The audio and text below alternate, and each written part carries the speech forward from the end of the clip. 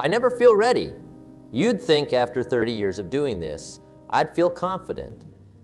But I'm always nervous, always insecure. I know the principles of success are powerful, but I feel so weak. Pathetic is more accurate. No matter how much I work, no matter how hard I try, I just never feel like I have what it takes. Okay, game face on. Smile. Don't mess this up, let's roll. So I'm curious. Does anyone else have an ongoing war in your mind? I don't know about you, but so often I battle in my mind between thoughts of success and thoughts of failure.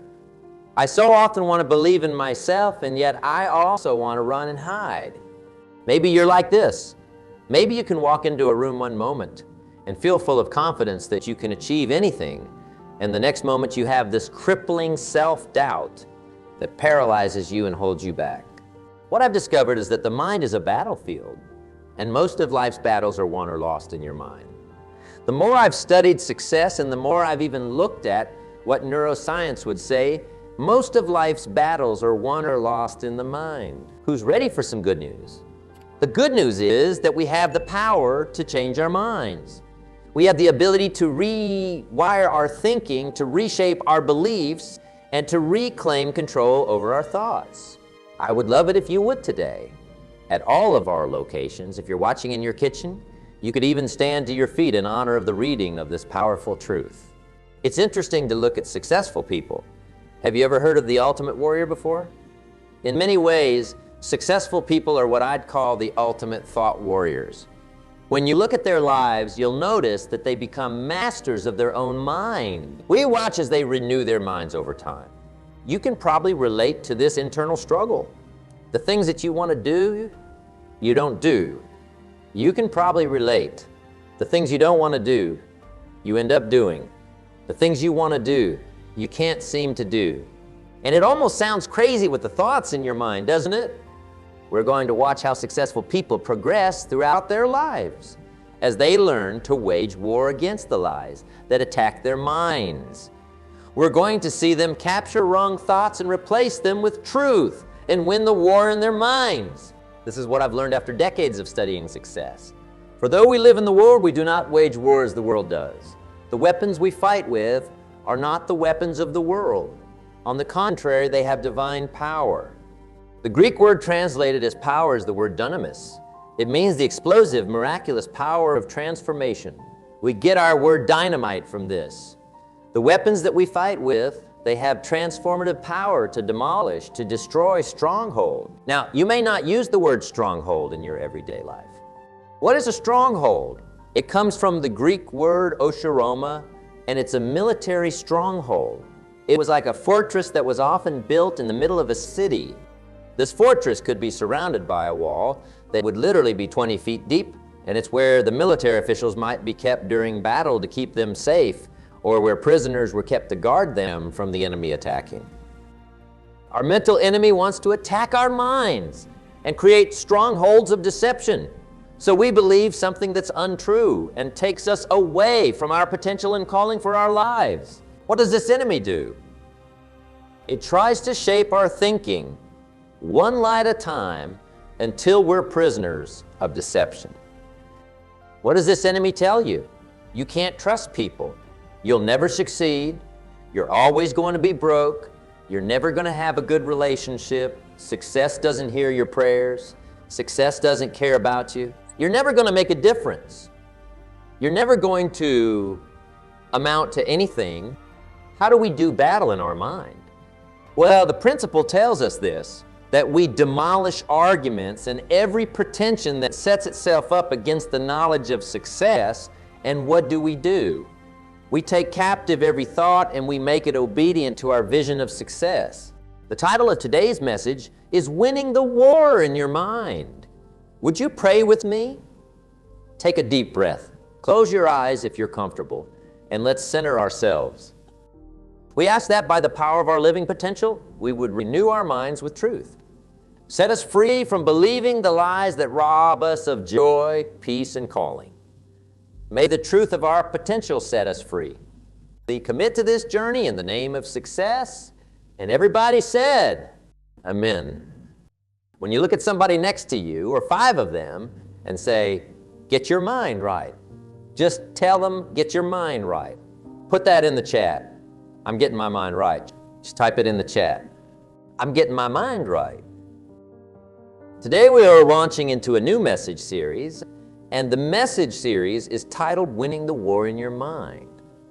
Change your thinking, change your life. And this message is incredibly personal to me because I've been on, honestly, a several-year journey asking success, begging success, pleading with success to renew my mind. And by the power of these principles, I've made so much progress that I thank the universe for it. I want to share with you through these principles the journey that has taken me on, and as I've studied the mind both through success principles and just through science, what I've discovered is that our lives are always moving in the direction of our strongest thoughts. Our lives are always moving in the direction of our strongest thoughts. What we tend to think comes out in our life. And both science and success principles agree. In fact, I've done a lot of research on cognitive behavior psychology, which shows that a lot of problems are actually related to wrong thought processes. Some relational challenges, some eating disorders, addictions, some forms of anxiety are actually a direct result of toxic thinking. Success principles are true, and they say it this way: for as he thinks in his heart, so is he. What do we know? That the life we have so often, what we think determines who we become. In other words, if you tend to think, I can't do something, I'll never be able to do something, I don't have what it takes. If you think you can't, you probably won't. If you think you can, by the grace of your potential, you probably will. If you dwell on your problems, the world is bad, it's getting worse, your problems are going to overwhelm you. But instead, if you look for some solutions, if you believe you can have faith, you'll find some solutions and you'll see faith arise. If you always feel like you're a victim, you will likely become a victim. If instead you believe that you can overcome by the power of the potential within you, you can overcome. In so many cases, the life we have is a reflection of the thoughts we think. And what I want to do today is, I want to encourage you for a moment just to stop and think about what you think about. We're going to pause and just kind of go through our minds, and I'm going to encourage you to do what I call a thought audit. We're going to audit our thoughts and think about what we think about. I'm going to show you 3 different categories to try to determine where you actually would fall on this list. The first scale I want to look at is contrasting your mindset. Are you characterized by worried thoughts, panic, anxiety, fear? Or would you say that your thoughts are typically characterized by being full of peace? We'll start on the left side. Do you tend to wake up and have your mind drift toward fear? What could go wrong? I'm worried about my career. I'm worried about my health. I'm worried about the economy. I'm worried about the state of the world and the direction that our world is heading. Our country's out of control. Do you find yourself more typified and characterized, your mind, by worried thoughts? Or even if things are bad and complicated, do you find yourself casting your cares upon your inner strength and recognizing there's a peace that goes beyond all human ability to understand? And you sense its presence and its goodness and its spirit with you, even when things aren't the way you want. What would you say if you're auditing your thoughts? Are you more characterized by worry or by peaceful thought? Do your thoughts drift toward the negative, or do they drift toward the positive? Do you wake up and find yourself like negative and critical of people and assuming the worst instead of believing the best? You look at your day and say, oh, it's going to be hard and it's going to be bad and times are tough and I'm always so busy and there's not enough of me to go around and the world's going to hell in a handbasket. Or do you wake up with positive faith? And again, even if things are difficult, you say, you know what? My potential is with me. It helps me overcome. And things may be difficult in the world, but I'm thankful for a power that is working in all things to bring about good to those who are called according to their purpose. What would typify your thoughts? Let's look at a third category and ask yourself, when it comes to what you think about, Are your thoughts more worldly toward the things of this world, that which is temporary? Or do they drift toward that which lasts forever? Your thoughts may be more worldly, where you're just consumed with what you have and what you wear and what you look like and who liked your post and how many followers you have and about what everybody thinks about you. Or do they drift toward more eternal thoughts, which is you have a life to steward and gifts to use, and what you have is actually to be invested and given to make a difference in the lives of the people around you. So when everything else burns away, your life will count eternally. What would you say characterizes your thoughts?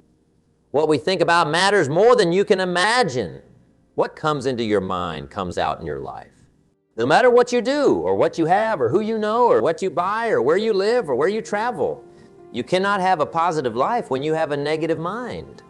Why? Because your life is always moving in the direction of your strongest thoughts? The question I want you to ask yourself is this: if your life is always moving in the direction of your strongest thoughts, are you excited about the direction your thoughts are taking you? I asked myself that very question several years ago, and my answer was no.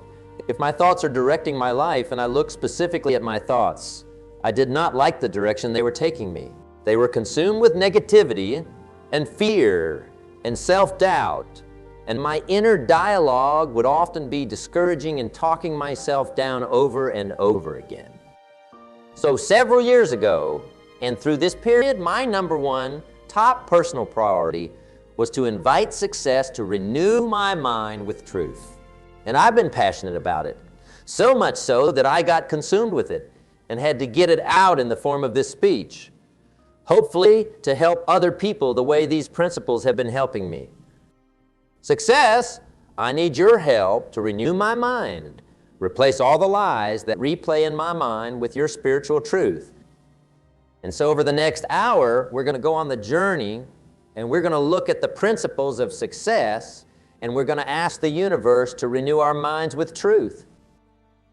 And today, we're going to lay a foundation that we'll build upon in the time to come so we can win the war in our mind and change our thinking so success can change our life. Are you ready for it? Are you ready? Type it in the chat if you want to. I'm ready. 2 foundational thoughts that we're going to build upon. The first one is this: what I want to do is just encourage you to identify the biggest stronghold that's holding you back. Remember the stronghold? It's where you're a prisoner locked by a lie. What is the biggest mental stronghold that's holding you back? You might think over and over again, I'm not good enough, or my past is too bad for success to use me, or I can't trust the people around me, or I'm always going to battle with my weight, or I'm never going to be good with money, or I can never be close to my full potential, or I'll never be in a job that is fulfilling, something that I love, or all of my relationships are always going to break down. I only date psychos, whatever it is. Okay, if you find yourself identifying your negative thoughts, what I want you to do is embrace the reality that your negative thoughts, they are changing the chemical makeup of your brain. The reason is that every thought creates a neurochemical change in your body. When you think a positive thought, you get a surge of rewarding neurotransmitters, releasing a very legal and exciting drug called dopamine. It's legal and it's powerful. And every time your brain drops some dopamine, you get this hit, this buzz, this thrill. Someone you like and respect comments on your latest Instagram post. You get some dopamine. Someone says, "Oh girl, your hair looks so good." Dopamine. Your partner texts you and says, "Thinking about you, come home soon." Okay, it's that positive surge of release in your brain. And what's so interesting is, the more often you think a thought, science tells us it's easier to think the thought again. Once you think a thought, you're creating neural pathways in your brain. And literally, we have billions of neural pathways in our brain. The more often we think the thought, the more the connection is there, and it's easier to think the thought again. And before long, whatever we have been thinking becomes our default thought stronghold. If you believe a lie for long enough, You start to be impacted as if that lie were true. You get stuck in a rut. Imagine this. If I walked out in my front yard and I walked across the lawn for 100 days straight, if I walked across that, what would I do? I would create a path in my yard. In my mind, if for 100 days straight I think on a lie, I start to believe the lie, and I create a neural pathway through my brain. With the help of these success principles, what we're going to do is renew our minds. We're going to stay off that old path, and if I stay off that path for 100 days, what happens? The grass grows back. There's more resistance. It's not as easy to walk, and I forge a new pathway in my brain toward the truth. And the truth ultimately sets me free. This is science, and it's powerful because the universe created science. The principle says it this way: don't be conformed to the patterns of this world. We could say it this way: don't be conformed to the wrong ways of thinking. It says, but be transformed. How? By the renewing of your mind. We're staying off the destructive negative paths, and we're creating new paths of truth. I don't know how this will play out in your life, but maybe your path is this. It's a frustrating day at work, and you come home, and it's been crazy at home because it's always crazy when you homeschool. It's a spiritual principle, and all of you are homeschooling to some degree. And you walk in, and your old path says yell at your spouse. And what you do is, you stay off that path. You capture that thought, and you might count to 3 or 10 or 110 in your case, and you say a prayer. And instead you walk a different road, and you come up and say, I'm sorry, it's been a difficult day. And you hug, and you change the tone by changing the path. Or maybe you feel bad about yourself. And so when you feel bad about yourself, there's a very direct path to the freezer, and you eat ice cream when you feel bad. And then you feel worse because you ate the whole thing. What you're gonna do is create a new path. Instead of walking to the freezer, you walk to the front yard, and you take a little walk, and you exercise. And when you exercise, you get some dopamine and some adrenaline, and you feel better about yourself, and you create a new path. When you're bored, what do? You pick up your phone. You look at Instagram. You scroll through it with all your friends, and you hate them because their life seems better than yours, and you're not there. Why weren't you there? And you feel like a loser. And so what you might do is create a new path. You open up a book on success principles, and you put something different in your brain that renews your mind to think in a different way. We're going to forge a new path in our brain because the more you walk that path, the easier it becomes to travel. And the more you stay off the old one, the more it weakens, and it's harder to think those same thoughts again. Identify the biggest stronghold that's holding you back, just one. We're not going to attack all 73. What we're going to do is we're going to start with one. What is it for you? You might battle with identity, and you might feel like you're just not lovable. That's your one. Or you might wrongly believe, because you've said it for thousands of days, I'll just never be good enough. Or I don't deserve anything good, or I'll always be broke. There's the haves and the have-nots, and I'm just a have-not. Okay, you feel helpless, hopeless, worthless, like life is pointless. Identify that one stronghold. Name it, because you cannot defeat what you don't define. Identify that biggest stronghold. And then the second part of your assignment is this. Name the truth that demolishes that stronghold. Name the truth that demolishes that stronghold. Why does the truth matter? Because the truth sets you free. The lie puts you into spiritual bondage, and some of you are living a life based on a lie. But you'll know the truth, and the truth will set you free. Let me illustrate this with a personal story. Years ago, I struggled with the belief that I wasn't smart enough to succeed in business. This lie held me back from taking risks and pursuing opportunities. But then I discovered the truth. Intelligence isn't fixed. It can be developed. I started reading voraciously, attending seminars, and surrounding myself with mentors. Gradually, that stronghold crumbled, and I found myself achieving things I never thought possible.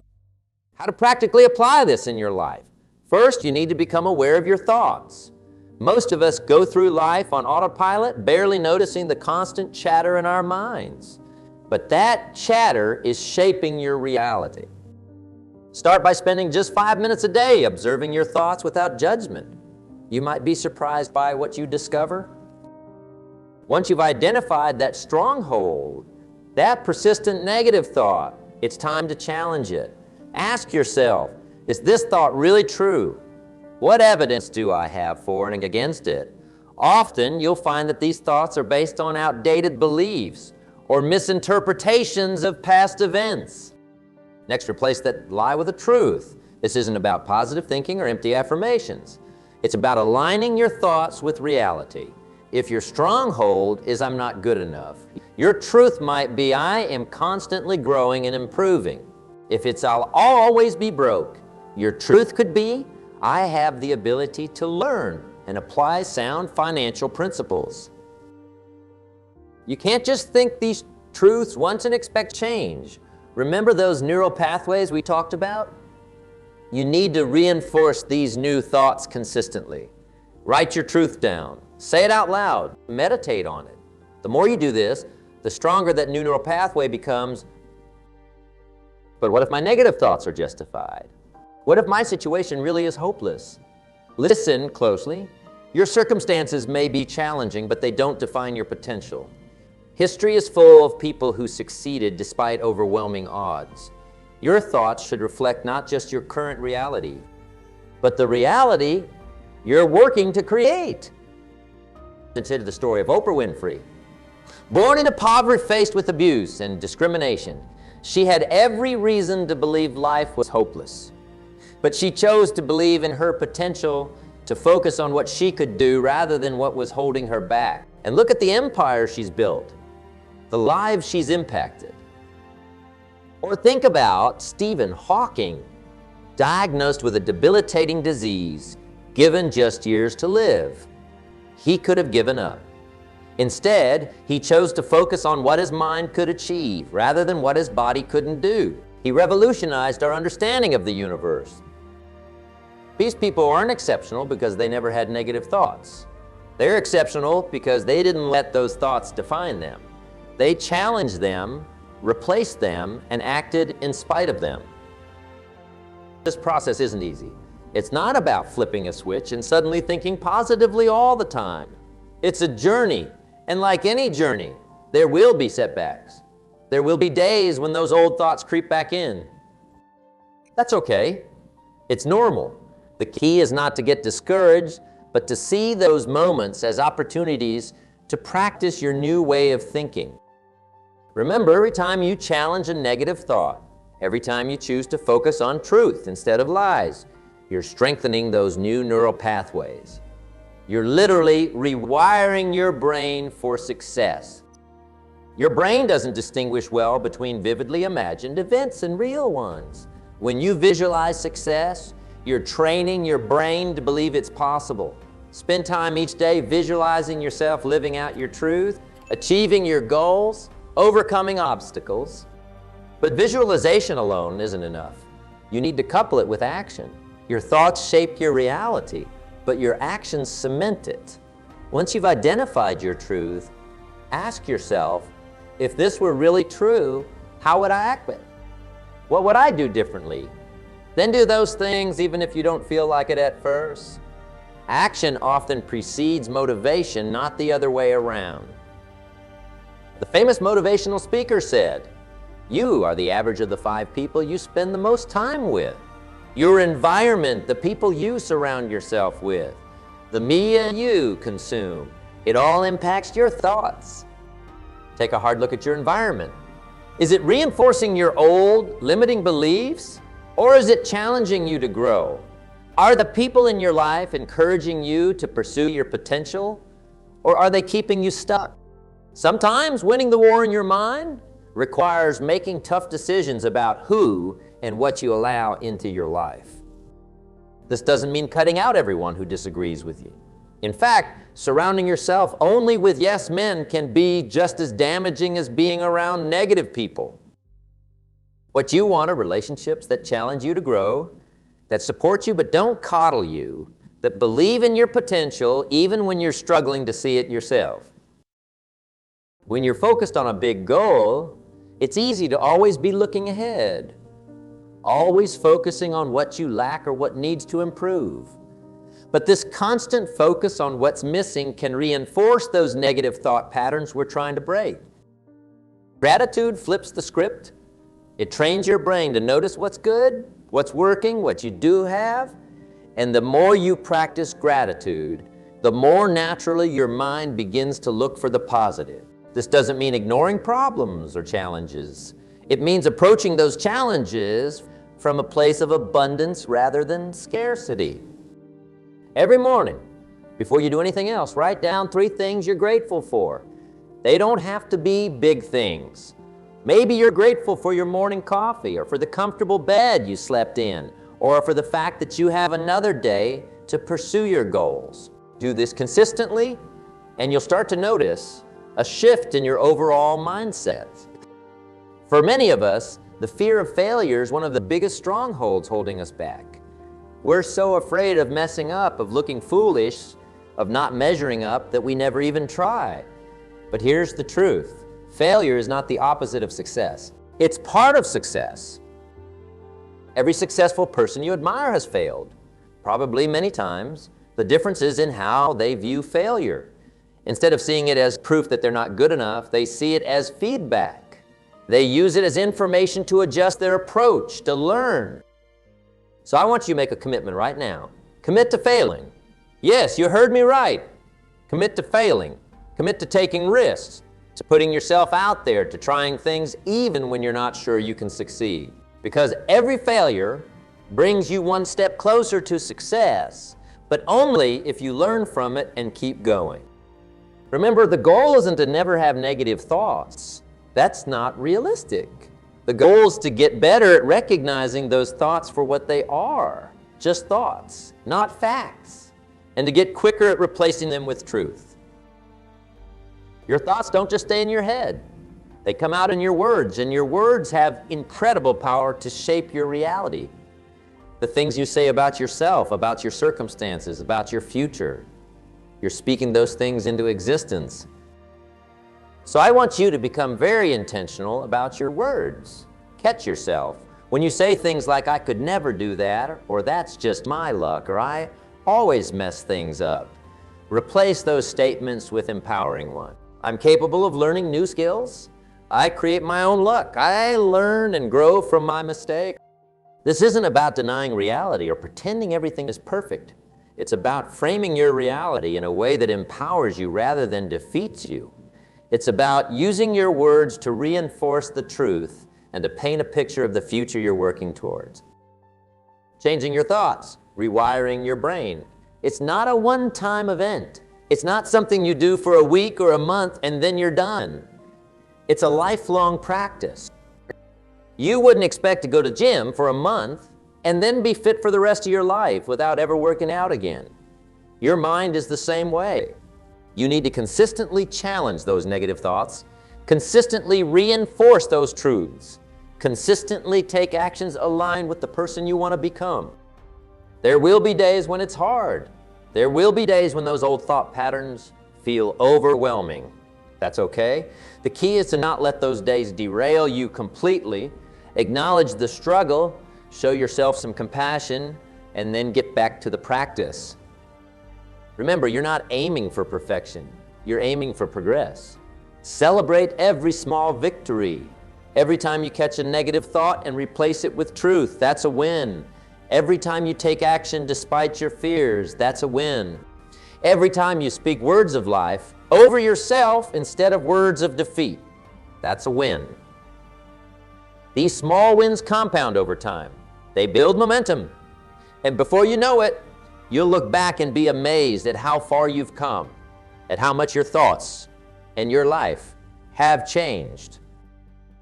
Don't let this be just another motivational speech that makes you feel good for a moment, but doesn't lead to lasting change. Take action. Start today. Identify that stronghold. Name that truth. Write it, speak it out. Act on it. And remember, you're not alone in this journey. Surround yourself with people who support your growth. Find accountability partners. Join groups of like-minded individuals who are also committed to personal development. You have greatness within you. You have the power to shape your thoughts, and through your thoughts, to shape your life. It won't always be easy, but I promise you, it will always be worth it. So go out there, challenge those limiting beliefs, speak truth to yourself, take bold action, fail forward, and watch as your life transforms, one thought at a time.